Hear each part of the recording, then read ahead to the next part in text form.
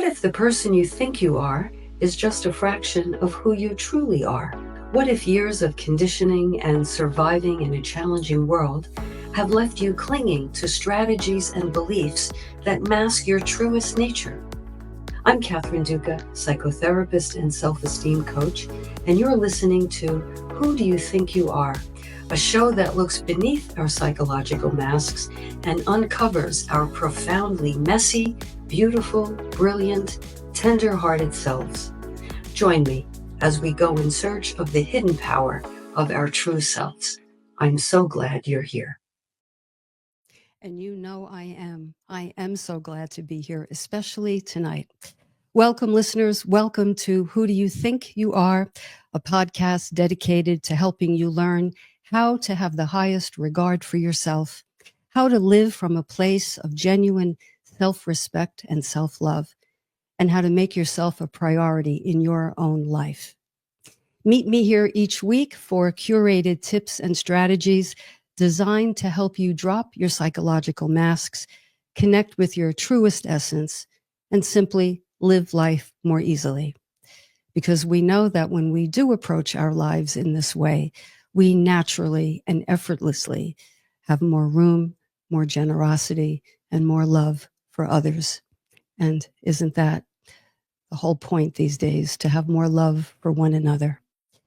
I am so excited to be here. Now, you know, I refer to my listeners as self-love builders, wide receivers. And as of tonight, I think we can add salmon to the mix, and I'll explain why. I'll explain why. You know, if you've been following along these past couple of weeks, you know that we've been talking about the importance of self-trust and how that goes hand in hand with self-love and inner self-respect. And tonight, I have the author, the New York Times bestselling author, who literally, quite literally, wrote the book on learning how to trust yourself. I am very pleased and privileged to welcome tonight to our conversation, Tama Kieves. Let me tell you a little bit about Tama. She is an honors graduate of Harvard Law School. She left her law practice to write and help others live and breathe their most meaningful life expression. She is the best-selling author of 5 books, including her newest groundbreaking book, Learning to Trust Yourself, Breaking Through the Blocks That Hold You Back. She has been featured in USA Today, Oprah Media, TEDx, and much more. She is a sought-after speaker and visionary career and success coach who has helped thousands worldwide to discover and thrive in the life, calling, and work of their dreams. Doesn't that sound beautiful? She's also taught A Course in Miracles for years and is known for her smart, spitfire spirituality, electric humor, and the big possibilities she brings out in others. She serves on the faculty of premier holistic learning venues such as the Omega Institute, Kripalu Center, Esalen, and more. For inspired support day or night, join her at www.tamakieves.com. That's www.tamakieves.com. And all over social media, Facebook, Instagram, LinkedIn, and YouTube every single day. Tama, I welcome you to Who Do You Think You Are? So glad to meet you. Honored to be here. Thank you. Yes, and we did not plan our wardrobe, correct? We can go to the prom, but we did not coordinate this. It's just a sign, I think, of our synchronicity. That's right. We're listening to our true blue selves. True blue self. Absolutely. Absolutely. Listen, we have much to talk about. I have to say, I read every one of the 300 pages of this book. And I had you in my earbuds all day yesterday as I was shopping. So listening to you on Audible is quite an experience. And I'll tell our listeners why. We have all read self-help books, right? Many of them excellent. But I have to say, there is something different about this book. And if you listen to your voice, I thought I was really just sitting with a friend who happens to be a life coach, who happens to have gone to Harvard, who happens to have had a messy, brilliant, successful life over coffee. This is how I felt. And so this book is really different. It is really groundbreaking. Maybe it's your style, maybe it's your voice. You're so open, you're so vulnerable. I mean, you tell it like it is, the good, the bad, the ugly, the depressing, the brokenhearted, all of it. And I just felt like this book is, I mean, it's so often said, but I happen to mean it, really a gift. Really a gift to anyone who wants to get beyond self-loathing and self-doubt and self-criticism. This is the roadmap. So you're going to tell us all about it. No, you But keep going. This is wonderful. I'll just, you're bragging about my book. I'm not saying anything. as I was shopping yesterday, I said, you know what? I would like to begin by reading Oh, a portion of the dedication.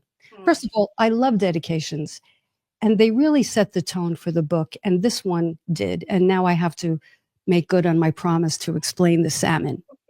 So may I read a portion? Please. Okay. Dedication. I dedicate this book to all the salmon, those of us who are compelled to listen to an inner direction even when we doubt ourselves. To the trust warriors, those who love and respect themselves enough to honor their indispensable light. I'm going to jump to the bottom. May every soul salmon find their way home. Homecoming is reclaiming who you really are. You are one for whom nothing is impossible when you listen to your truth and you trust yourself. Right there, Tama, right there. So, your journey. Please tell our listeners your journey. And if you would, can you kindly weave in, because you have such an interesting background, and I'd like to know how you came to this work, how you came to this book. But please, please, please weave in that drive on, what was it, Route 3, I don't know, somewhere in Massachusetts, where you ate a bag of Doritos Yeah. and it changed your life. Yeah. Yeah. Go ahead, weave There's that. two separate stories. I'll tell the first one, and then I'll tell that one too if you like. So, God, I'm like most experts, where you teach what you need to learn. Of it's ironic that I teach trusting yourself, because I didn't trust myself. I didn't listen to myself. When I was young, I knew that I wanted to write. That was my biggest dream. But I grew up in Brooklyn, New York, to an Orthodox Jewish family. And so when I said I wanted to write, my mother said something like, "You're going to write? You're going to write? You are going to starve. You're going to write." And that was basically it. That was the encouragement for going for my dreams. And I think many of us get this in life, where we have an instinct, we have a dream, we have a desire, and then somebody else says something about it, right? Or my mother said something else, where she said, "What, you can't get a job? You'll write on the Sundays." And it was the reasonable plan. And most of us are taught to be reasonable, to be practical. So I stopped listening to everything I wanted, and I went off to law school, and I got accepted to Harvard Law School and graduated with honors from Harvard Law School, and was on partnership track in a major law firm. And I was so unhappy. And I just felt like I was depressed, because, when you're not listening to your real inner voice, and you're not listening to your soul, and you're not listening to who you are meant to be, you feel disconnected. It feels empty. And thank God a friend at the time said, "Think about it. If you've been this successful doing something you don't love, Imagine. what could you do with what you love?" Exactly. Imagine what you could do with what you love. And that's what began my entire journey. Is I just thought, okay, I spent part of my life listening to other people and not trusting myself, and listening to fear and what I thought was practicality. I wanted to know what would happen if I listened to an inner voice. And what I tell people, especially in learning to trust yourself, is that it's really about learning how to listen to an inner voice, but it's an inner voice of love, not an inner voice of fear, right? So But I can tell the story that you were asking about if you like. I have never told that story out loud, so I'll give the shortened version of it. But God, it's gonna make me cry even thinking about it. I was in law school and hated my life um, and studying, miserable in the law library or whatever. And I was also practicing anorexic at the time because I think a lot of times when you are denying your soul or denying what you really want in life, you find some kind of addiction to shut yourself down. Um, Or you get sick somehow. or you get sick somehow. Exactly. I was very good anorexic. I was excellent at it, unfortunately. And this one night, I was so miserable, studying and miserable, and I let myself buy a bag of Doritos from the vending machine. And it was like a 3-ounce bag, right? But in my mind, this was like a sin. This was like, oh my God, this was the worst thing I could have ever done. And so this ranting, horrible voice in my head was just going at me like, you pig, I can't believe you. And I was driving home from law school because this was a year where I didn't live on the campus and I lived closer to New Hampshire. And I'm driving home on the black highway and I'm just listening to this horrible interview. You pig, and your thighs are so big, and did you have to do that? And out of the blue, I skidded on black ice. I never saw it, and my car did a complete, I think, like 360 or just 180. I'm bad with numbers. It turned around into the other lane, right? Like, and this is a highway that was always very busy. So I knew by all rights I should have not made it. You know, like my car spun into the opposing lane. There could have easily been a great impact, a great accident. And I remember having that life-changing thought of, this would have been my last moment on earth. And what I was listening to was this ranting, horrible voice saying, I can't believe you, and you're a pig, and you're this, and you're that. And I remember just making the decision, I don't want to live that way. I don't want to be that. I don't want to listen to that inner voice. I want to listen to a voice of love. And it took me many years later to really enact it and to practice it, but to really decide I was going to create a relationship with myself, that I was going to hear a loving voice and an empowering voice and a self-advocating voice. But I always remember that moment of just catching yourself, because you didn't even realize you're doing it. We're doing it all the time. We're listening unconsciously to this voice and we don't even realize it. But in that moment, I realized, oh my God, I would have gone to the afterlife on the wings of self-criticism. Yes. Yeah, that would have been your last earthly thought. Yes. The bag of Doritos and how bad you were. Yeah. That was my sin. That was my horrible crisis. Yeah, really. It's so striking how cruel we can be to ourselves, how that inner voice, I call it the inner voice of a drill sergeant, you know, spitting, barking.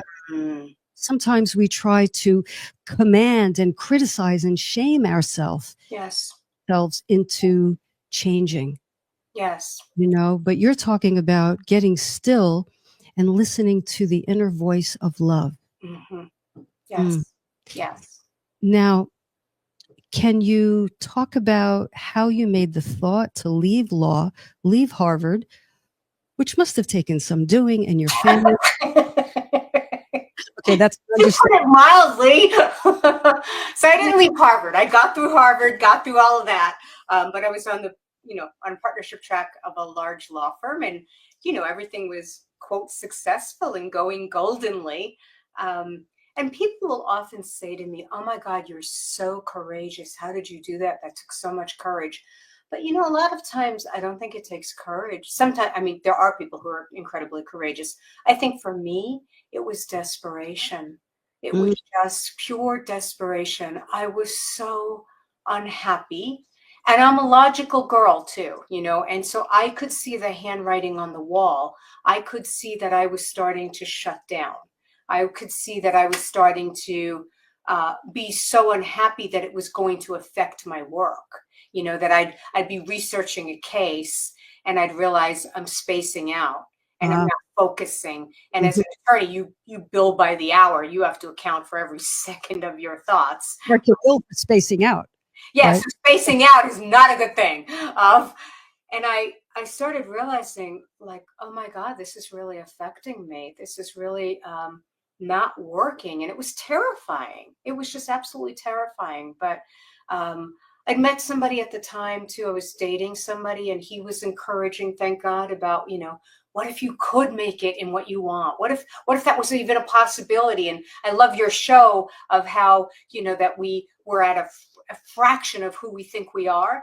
I'd had the belief based on my, conditioning, if you want to be creative, you're going to starve. If you want to do something alternative, there's no possibility for you.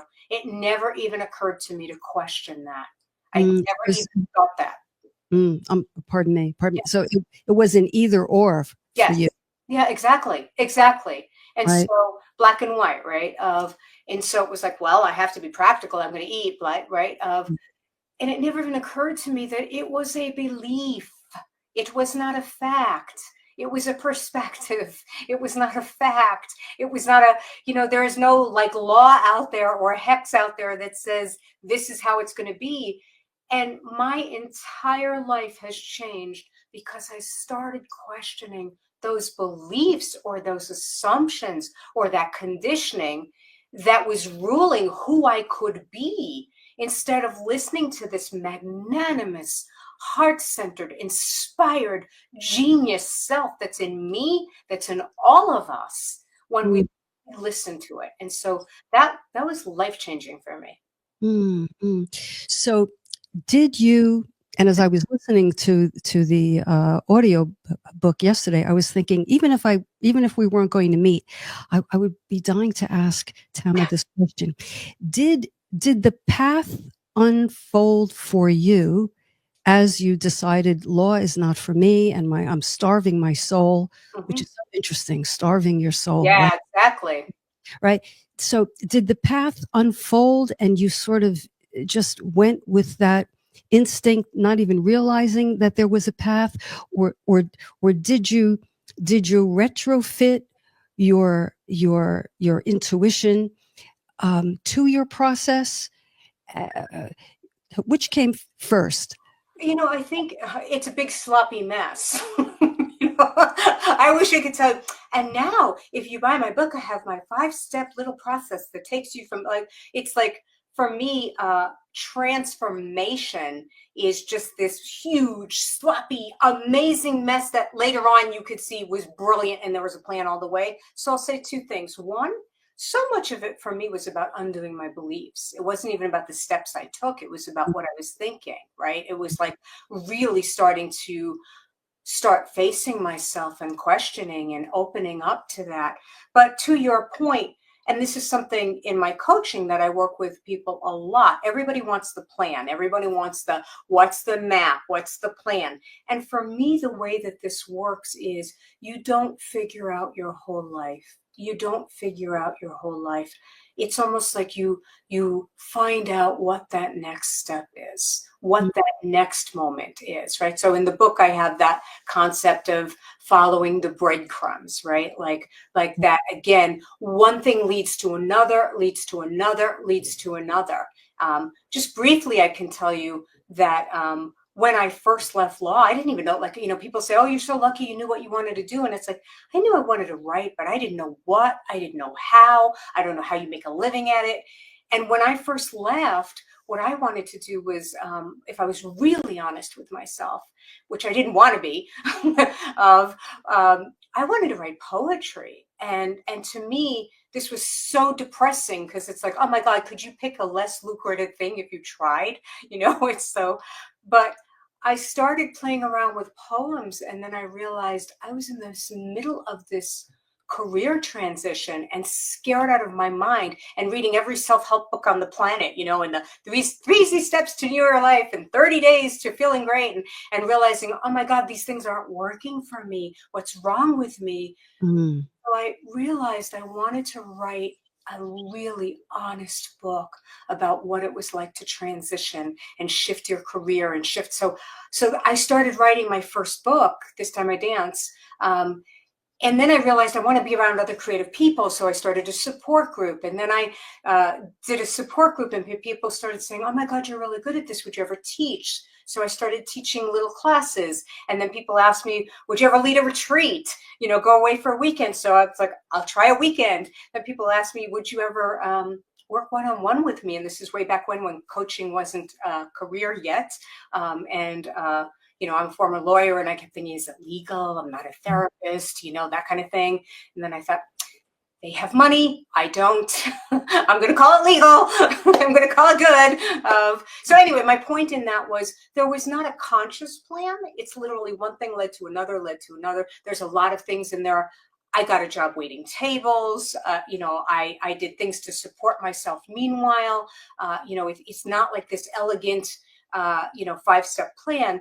I just did the right next step. And there is always a right next step. But most people are trying to figure out their whole lives all at once. And I think our guidance and learning how to trust yourself is about learning to feel into, in this moment, what am I meant to do? That's all you're meant to ask. That really gets to the heart of the question I asked. So in this moment, so you did not have a well thought out, as you said, elegant plan. You sounds like you dismantled one belief, and that led you to the next thing, and then the next thing. Oh, and I wish I could tell you that, and I dismantled it, and I dismantled it for good. I'm still dismantling these things, and I'm still listening to In the Moment. You've read the book, and it's like, I'm very honest about, this is a life practice. I think we are meant to go higher, fuller, wider, fully into our lives. And that means we're going to be practicing and uncovering beliefs. And sometimes there's a belief that maybe we have that we dismantle and transform and heal forever. For me, a lot of times they come back wearing different faces, having different accents now, like pretending like, oh, this is a whole new situation. This is different now. This is really right. So, it's just wearing a different disguise. Exactly. It might even be up leveled. It might look like a more sophisticated, so it's harder to spot. But we need to be on it, don't we? Exactly. Now, when it comes to beliefs, I think this is so interesting because many of my clients will have a conversation, and I'll say, well, that's a belief. That's a belief that limits you. That's a limiting belief. And so often I hear the response, some version of, well, what do you mean that's a belief, Kathy? That's just the way it is. Mm-hmm. So I don't think we even, myself included, because this work is on and on and on, and we always hit an edge, and then we have to get beyond that edge. Yeah. So there's very much an ing, dismantling. A process, exactly. And to your point, most of us don't realize that it's a belief. We think it's a world. We think it's a reality. We think, but this, my clients also, but Tama, you don't get it. This is the way it is now. Blah, blah, blah, and blah, blah, blah. And so much of the work I do, and I'm very informed by A Course in Miracles, which is a spiritual study of living in love instead of fear. And so I'm very informed by that work, but also a lot of different spiritualities. And when I say it's a belief, it's almost as though we're in one part of ourselves, and in one perspective, it is true, and it can never not be true, right? Like, so when I'm feeling scared, I'm painting this image of this smaller world, and I'm thinking, I can't do it, and it won't be possible for me, and you don't understand, I'm not capable of doing that. But what I don't remember in that time is that there's a different identity within me, a larger identity, a larger self, a higher self, an illumined self, a genius self. I am not the limited being I think I am. And for me, in deciding to become a writer and trusting that, I started trusting, what if there's a loving universe? What if there's something higher? What if I'm meant to do this? What if I'm not alone in this path? What if it's not just up to me to make it happen, but if I follow my instincts, I'm going to be led and supported? So when I'm in one part of myself, I will see beliefs a certain way. When I'm calmer and loving and inspired and resourceful and connected, I see a whole different world. And I know everybody's had this experience. When you're thrown off, you're stressed, you're angry, you can't imagine anything good. It's always going to be this way. I'm tired. I can't even do anything. And then when you're feeling good or connected or in love or, just feeling alive, all of a sudden everything's possible. Oh, I could do this. Oh, wait, I forgot I could do that. So it's different states of mind. Mm. The vocabulary is so different. The vocabulary of limitation and lack. And don't we fight for our limitations? Don't we argue? Don't we write briefs in Yes. our limitations? Yes. Yes. Right? Yes. Yes. But what you're saying here is there is another self. And if we can maybe go all the way up and just be aware that we don't have to believe that which we're used to believing, but there is more. And if we can lean into that with curiosity, we may arrive at these vocabulary words: expansive and soaring and possible and lifted. I mean, and on and on and on. It's intoxicating. Everybody's had that experience, everybody has had the experience. If you're a creative person, then you know what it's like. For me, that's how I discovered it. It was like when I started writing, it was like, something larger is happening. Maybe this is what people mean by God. Maybe this is what people mean by light or whatever. Other people may have had it when they looked at their first child, right? Or other people have it when they're playing with their dog, right? I mean, or you're walking along and it's a gorgeous moment and there's a sunset and you feel a lot. We all as human beings have access to that. We've had states of mind where we're calm and we're connected and all is well. And then we're resourced. Our mind works differently. Our brain chemistry works differently. Our blood chemistry works differently. Absolutely. Absolutely. And what I hear in that is we are but a breath away. We are but looking out the window. We just have to, it's that opening, that portal is as near to us as stepping outside or looking at our dog or looking at the baby or looking the simple pleasures of life. Yes. If we think that breakthroughs have to come in the form of gushers and geysers. And sometimes it's being quiet and appreciating what is around us or looking in someone's eyes and connecting. That's such a brilliant thought, Catherine. It really is, because I think a lot of times people think you have to hire a guru, you have to go to an ashram, you have to have some big, like you said, huge awakening experience or whatever. And these are common experiences that we all have access to. It's natural. It's what we're supposed to do. But to your point, when you say it could just be looking in someone else's eyes or could just be, taking a walk. The problem is when I'm in my fear mind or my limiting mind, that's not available. Because my limiting mind is going, you don't have time for that. You're already failing. You're already falling behind. You don't have time for a walk. A walk is ridiculous. That's not productive, right? The voice of fear is always going to counsel you in a way that's actually going to create more fear. And the trick is how to break out of that, right? How to learn how to listen to something else. And the biggest way that you do that is not even what you listen to. It's what you stop listening to. Mm-hmm. That's really the hugest thing I found, was just that, like, it's not even about, oh, I can hear that inner voice or that still small voice or that, loving voice. It's almost that I stop listening to that angry, demeaning, belittling voice. I start becoming aware and I catch that, and I no longer make that my advisor. So true. So true. To not accept the drill sergeant or that belittling voice as the voice we have to follow. It's a shrill drill sergeant. It's shrill. It's shrill. It hurts my ears. Hurts my ears to see it. I see we have some comments in the chat. Why don't we take a look and see? And maybe this will give way to discussion that we could take bit by bit, or maybe you'll lump things together in abundance. So, Wayne, welcome. Divine Feminine will rise and blanket the planet. Well, here, Wayne. We'll take that. Michelle V, good to see you, Michelle. It's true. Transformation is so messy, Mm-hmm. mentioned scary and uncertain. But if you can endure the emotional chaos, what awaits on the other side may just be extraordinary. Beautiful. Mm-hmm. Beautiful.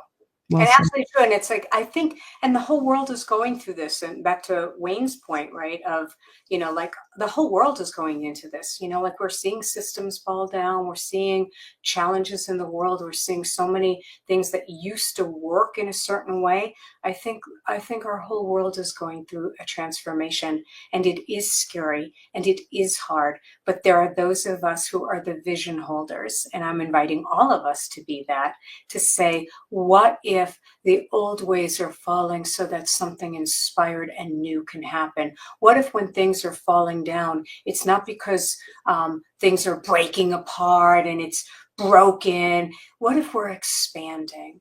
What if we're growing? What if it no longer fits to be small, right? What if the ways we've been doing things, and I'll just speak individually, I'm not a big world leader, but individually, what if the ways I've been doing things no longer serve my soul?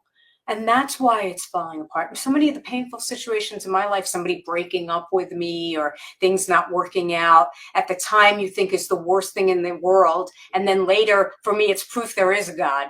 It's like, oh my God, you didn't let me continue dating that person. That's my proof positive that there is a God. Yes. I'm so grateful for the things that didn't work out in my life. Yeah. Right? Because that would have taken me on another trajectory. Yes. So important. So important. We have so many comments. Dawn says, Tama, this struck me from your book. Do you lack support or do you support lack? Oh, that's a good one. Right. Do you lack support or do you support lack? Mm-hmm. Yeah. Okay. That it struck me from my book too. When you write, it's like, oh my God, this is incredible. But for me, it was huge because I'd been living in a lack mentality. And that lack mentality was like focusing on all, but I don't have this, and other people have that. And why can't I have a publicist? Or why can't I have money to buy X? Or or I don't have this kind of support in my life, or that, like just that lack mentality. And I would have told you I was lacking. These things were true. I didn't have the money to do X, or I didn't have the whatever. But I finally started realizing my perspective and my focus was what was supporting lack. I was so focused on what I didn't have, and so telling that story over and over and over and over again. And it kept me stuck over and over and over again. And when I started realizing all that I did have and all the support that was being given to me all the time throughout my entire life, from the smallest, tiniest things, somebody who smiled to me when I was depressed at a 7-Eleven, just the smallest things to the hugest things, right? Of what I call benefactors or supporters. So much of this work is taking an exceptional focus that will create an exceptional life. And it is a practice. It's not denial. It's not pretend. It's not make believe. It is using this brilliant resource of your mind to help you create an extraordinary life. And so I started focusing on all that was working in my life, and appreciating myself, and appreciating every little risk I took, and appreciating my soul, and appreciating what I did have. And then things started becoming way more abundant. So that's what that concept was about. Beautiful. Beautiful. Thank you so much. Janine, welcome, Janine. We have to recognize our fear voice for what it is. It will make us think we're protecting ourselves. Sure. And then we either go into overdrive, trying to conquer that which we think is the reason for our unhappiness. And so the bubble that we're in seems to get tighter and smaller and more constricted. And then we step on the gas and we try harder to work within that bubble. Yes. Little do we know, unless we read your book and hear you and maybe some others who teach this stuff, is to try to turn the volume down as you say, is it's not necessarily about reaching. It's Mhm. about Yes. stopping the Yes. interference and the static Yes. so that we can access, Yes. right? Would you? And I love your language. I think it's brilliant. I love your language of it's a bubble. It literally is like we're in this bubble and in that world, right? And then you think you do have to work harder and you do think have to prove it and you do have to, and you're never ever going to succeed in that bubble, No. right? You're never going to prove to somebody that you're worth something. If you have to prove it, game over. If No, you have to prove it to yourself, game over, that's right? right. And so that's a really brilliant concept of that bubble. And it really is just always that choice of which voice I listen to. And it's finding the tools or the techniques or the ways that you get to that. I mentioned to you earlier that I have a free gift, and I'm just going to talk about it right now, only because I Please just do. want to talk about this technique. So I am offering a free gift to this amazing, amazing community. And you can get it at tamakieves.com/best-tool. But I just want to tell you a little bit about it because it's just such a cool technique. It's what I personally use almost every single day of my life. It is what I use almost every single day of my life. It is what has made me sane. I have taught it to thousands of students, thousands of clients, because I'm not somebody who is really adept at getting very, very quiet and finding that solace immediately and getting connected to that loving voice. I have a very active mind and in a very active world. So I've needed to learn how to undo that fear. So this is what this technique does. It undoes the fear so that you start trusting yourself, right? And so basically, I'll just tell you a teeny bit about it, and please download it because I did a video that's short, it's fun, it's interactive, and it will make you practice this. But basically, it's that I help you get in touch with the fear so that you're not ignoring it. You're not just saying, "Oh, it doesn't exist," or "I shouldn't listen, I shouldn't listen," because when I'm in fear or when I'm anxious, I do need to listen to it. It would be cruel not to listen to it, right? So, like, I get the fear out and then I write to myself or I listen, and I'll teach you how in that tool and that technique to listen to the other side, to listen to what your strength would say, what your love would say. For me, it's been amazing because even though I think I'm stuck in fear and there is no other way to see it, I've never seen anybody who doesn't find another way to see it when they use this technique. Like Mm. it's just it takes some practice. I mean, but it's just, and it's a dialogue. It's for me. And again, I'm not saying that this technique is for everybody all the time. I don't know. Like I'm just saying this has been my best technique. It's worked for me. It's worked for many, many people. And it's helped me create a relationship with myself because I didn't know how to do that. I read all the books and I heard that and I knew I was supposed to be loving to myself, but I didn't even know what that meant or how. And this technique really helped me see that I do have another mindset or access or love inside me that I could connect to at all times. And it also trains you to start listening to what your fear sounds like so that you catch it more often. That's so key to catch it in real time, to recognize it in the moment, and then go in there and then say, well, say what? What should we say when we begin to hear it? That's huge. First, what you just said was huge. Even catching it, because I didn't even realize it, and I started catching it not only from what it was saying, but the tone it was speaking in. Because sometimes my inner guidance might say the same thing my fear is saying, but there would be very different tones, right? So my inner guidance might say, "Hey, you need to call that person right now." My fear might say, "Call that person, you jerk. What are you waiting for?" Right? Mm, And it's just very mm, different, right? And mm. different motivations. So I think the biggest thing is to start knowing what it is for you, how it sounds like for you. Because once you start catching it, you're one step removed. You have the ability of power. It's the choice point, right? Like you start becoming conscious and alive. You're not on autopilot anymore. You're not in that bubble anymore. It's like the key to the bubble, The right? key to the bubble. Yeah. Right, because what I'm hearing is that when we're so identified with with the terror, the fear, Yes, with the shrill drill sergeant, when we're yes, so identified with that, we're all up in it. yes. But when we start to hear, then there is the I am and the what I'm hearing. And in a little Mm. bit of objectivity, I think we can have choice. This is what I'm hearing. Yes, We can have exactly. choice. And I think it's really important also. I use the words fear and love because, again, I'm coming from Course in Miracles perspective, and so it uses the words there. But I want to distinguish it's not always fear as in terror or anxiety.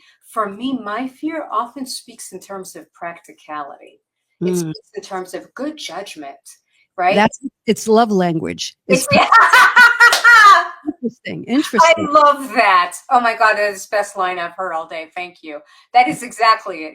It's its love language is saying, I'm just being practical. I'm just being realistic. You need to do this, right? And so I didn't even realize that it's the fear. It's a diminishing thought. It's a limiting thought. If you are ever hearing something that's saying there's only one way to do it, you can't do it any other way, that's a limiting thought. That doesn't sound like the universe or something higher or more alive to me, right? Mm. And so I just wanted people to know that fear could be anger. I'm angry, or I'm pissy, or I'm just uncomfortable.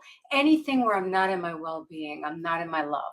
And love, by the way, doesn't always mean, oh my God, I love that person. I'm romantically involved and I love everything. But love just means like well-being. I'm connected. I'm alive. I want the best for everyone, right? So I just wanted to distinguish that.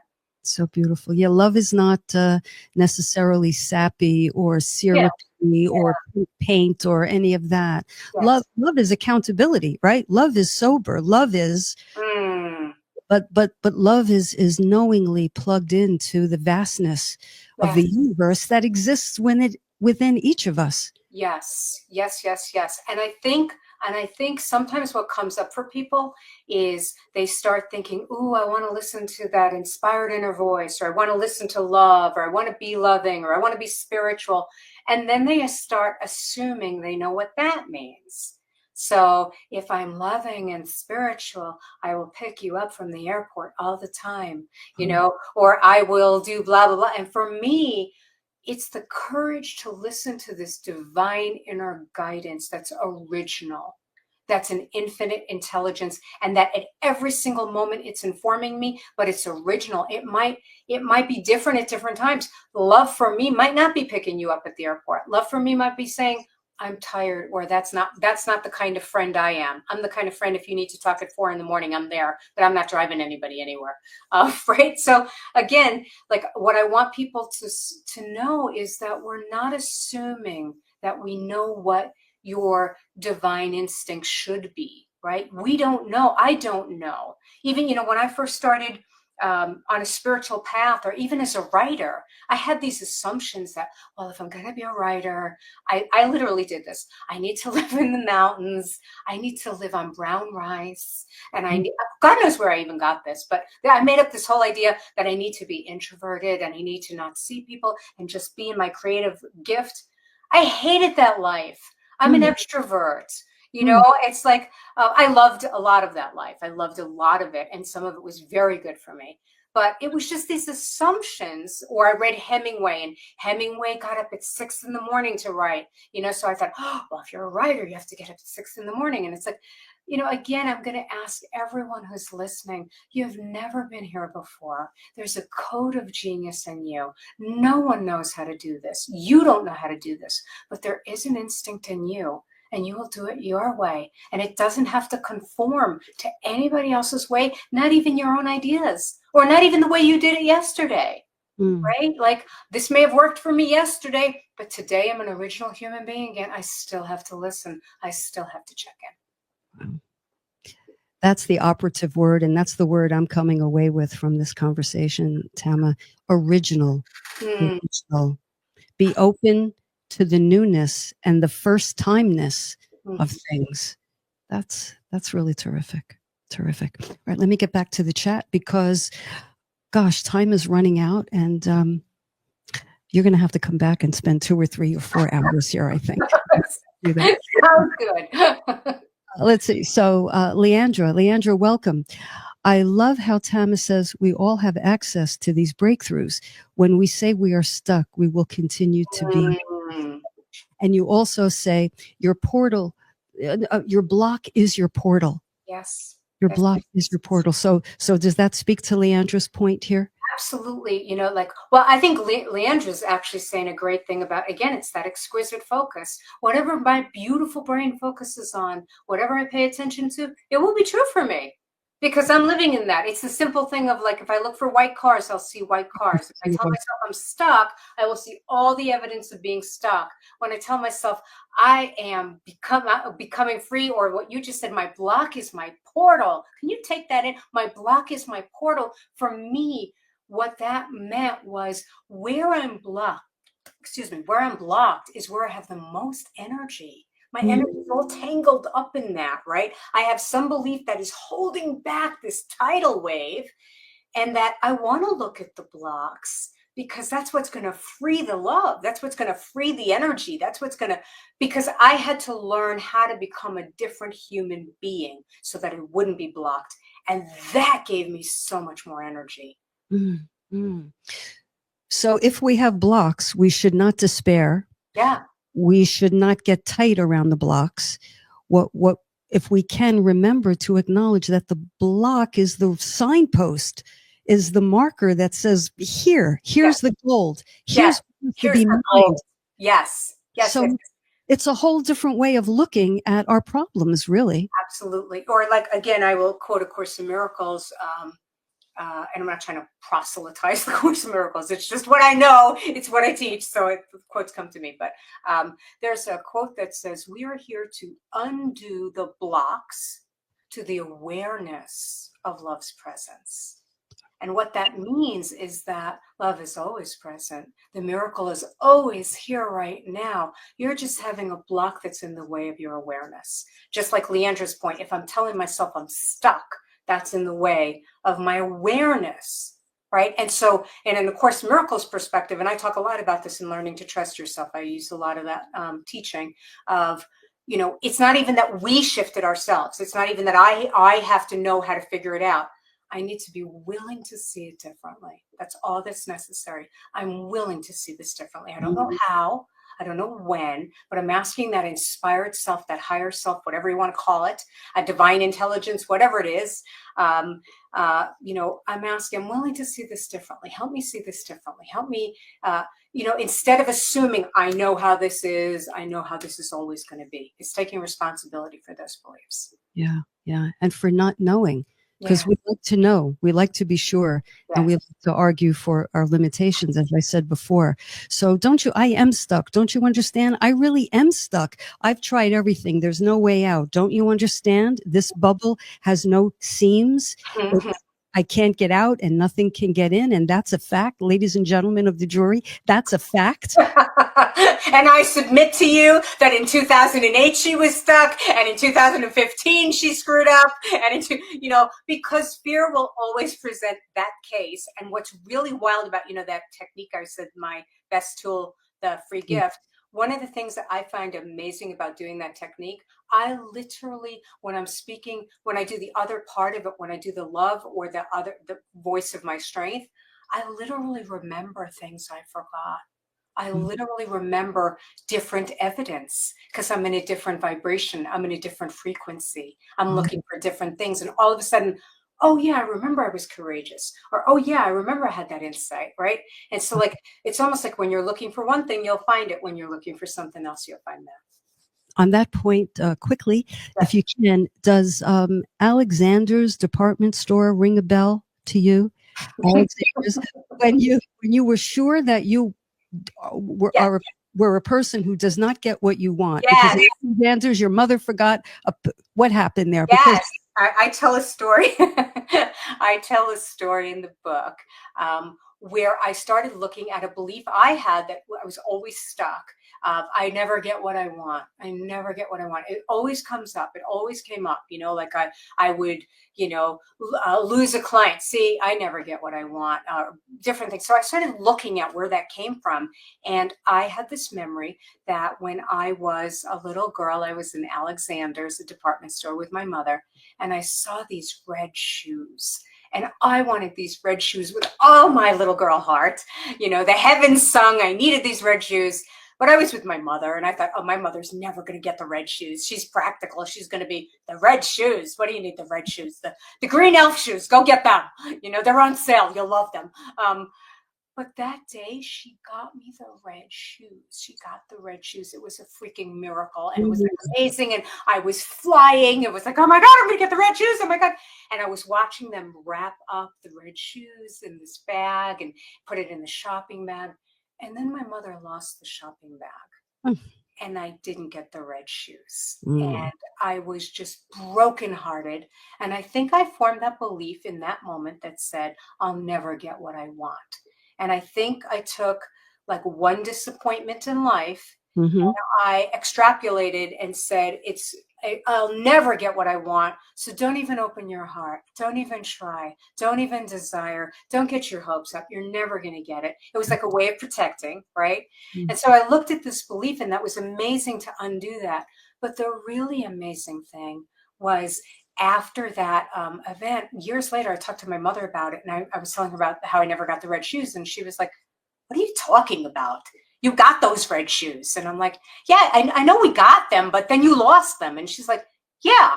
And then we called the department store. They found the shopping bag. We went back and we picked them up. You got the red shoes.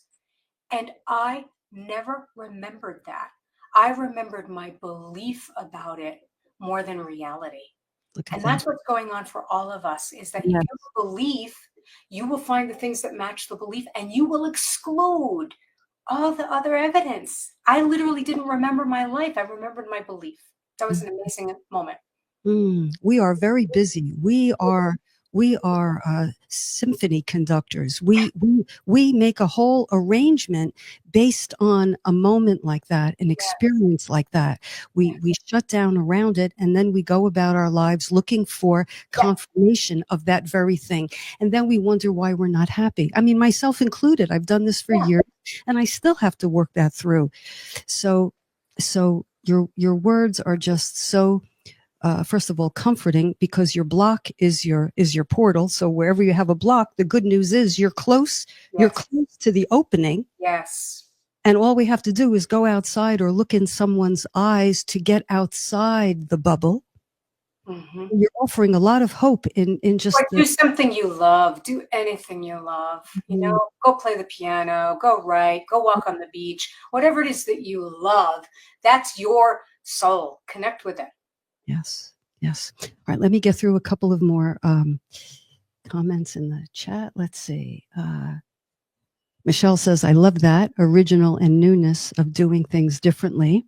Yes. I do too. Okay. And Wayne, bless humankind. Absolutely. Oh. Absolutely. Wayne. Yeah. Tama, you were talking about how so many things in our country are being dismantled and everything, and how we can look at that differently, because something has to die in order for something to be reborn. Okay, I offer that on what is Palm Sunday and Passover. I mean, the whole idea. And I also so believe in all of us. I believe that my deepest passion is for what I call maverick souls. And that's those of us who are daring to listen to inspiration instead of fear, and to not join with hate, and to not join with solidifying with black and white, but that there's always an inspired way, and that each of us is part of that answer. And when we're doing what we're called to do, collectively things begin to change. Yes, so much. So I'm listening to you, and I'm seeing the chat. There's so many comments. I don't think we're going to get to them all, but let me take one or two more from Annette. Annette, welcome. So nice to have you. I love that thought. This was a few minutes ago. So letting go of what no longer serves, yet at times it feels like jumping off the high dive. Yeah. And it's jumping off the high dive to the small self, to the terrified self, not to the big self. there's part of you that was born for this. Mm. There's part of you that this is natural. You're going to breathe more, not less. Can you say that again? Can you say that? When it feels like it's so scary, you're jumping off the high dive, right? To the smaller self, to the self that's identified with that bubble and that world. That's death. That's going to be death. Right? Certain death. But to the larger self, to a natural you, the unknown is actually safer because you will connect with your heart, your soul, your guidance. And there's something in you that does know at all times. And it's natural and it's breathing, but we have to retrain ourselves. The unknown is safer. Well, that's a podcast episode in itself. The unknown is safer because that would otherwise be, without benefit of your teaching, that would otherwise be a very hard sell. Because, right, what's more frightening and what, freaks people out more than uncertainty, the unknown? They are so sure. My last book before learning to trust yourself was Thriving Through Uncertainty. So that's a lot of what that one's about. I'll have you back for each of your books. All right. All right. Listen, we are short on time. My apologies. I don't have time to get to everyone here. Tama, how could people get more of you? What are you doing? I know you're on your book tour. I'm sure you're very busy, but how can people gain access to you? I'll say a few things. I'll just spit out a few things. So first of all, in terms of book tour, please look on my website. I'm going to different cities. If I'm anywhere near your city, I'd love to meet you. If I'm not in your city, find me a speaking engagement. I'll come, just stay in touch with that because I love meeting people live. I'll say a few other things. In terms of live, I have a retreat coming up at Kripalu in Massachusetts on Unleash Your Calling, Create the Work and Life You Love. That's April 25th through the 27th. So that's coming up. It's a weekend. Join me. They are heaven. I have a 5-day retreat coming up there also later on in the year. But the other thing I want to say is if anybody's ever interested in studying A Course in Miracles with me, I make it very practical, very real. It's online. It's all recorded. I have an 8-week series coming up called Opening to Your New Direction with A Course in Miracles. So that's actually starting next Tuesday. But like I said, it's all recorded. You can join me on Zoom Live. And I'm very interactive with people. We do exactly what we were just doing. I answer questions. I'll teach a major concept. I have people who stay with me for years. I have brand new people coming in. It's an amazing community. If you have any interest in A Course in Miracles, got to join me.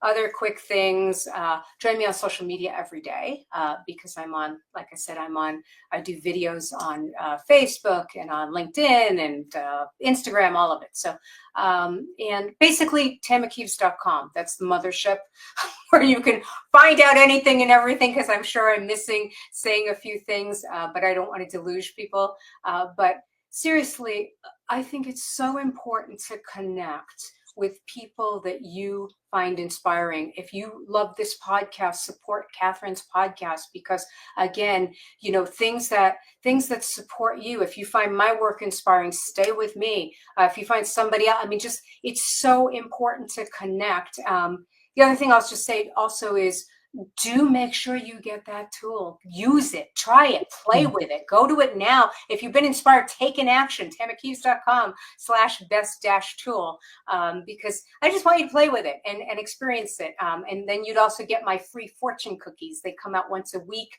They're digital downloads of guidance. Everybody loves those. So it's a way to stay in touch. So I've been building a worldwide community of those of us who I say are maverick souls, those of us who are daring in this lifetime to listen to inspiration, to be conscious, to be alive, to grow. And it is a messy transformation, and it's amazing, and it's real, and it's incredible. And I think it's important to stay around people who are doing it with you, right? And the voices that inspire you to stay with it because you're not alone. And it's amazing. If you're questioning your life, I'm so grateful that you are. I'm so grateful that you are conscious and alive and being here in a podcast like this. I'm so grateful. It's like, for me, we're the family of mankind, and we're bringing the consciousness a little bit further. Every one of us who grows even a little bit. So honored to be here. Well, Tama, so honored to have you here. Thank you so very much. I've had to look at the clock 2 or 3 times because I said this is impossible, but the buzzer is going to ring. Thank you so much, listeners, self-love builders, wide receivers, salmon and mavericks, one and all. We have a place to plug in to. We have a vehicle. Learning to trust yourself, breaking through the blocks that hold you back. Get it? Every page. I say it's like an oil diffuser for your spirit. Every paragraph disseminates inspiration and upliftment. So with that, thank you so much for joining me on Who Do You Think You Are on New Thought Media Network. I'll meet you back here the same time next week for continuation. Maybe we'll talk more about Tama's book. Maybe we'll talk about the unknown, how the unknown is safer. I'll dabble in that, and then maybe Tama will come back at some other point. I wish you well, listeners. Thank you so much for your time and your attention tonight. Get a good night's rest. Whatever issue will be there tomorrow. Your block is your portal. Be well. Good night. You're listening to Who Do You Think You Are? Take care.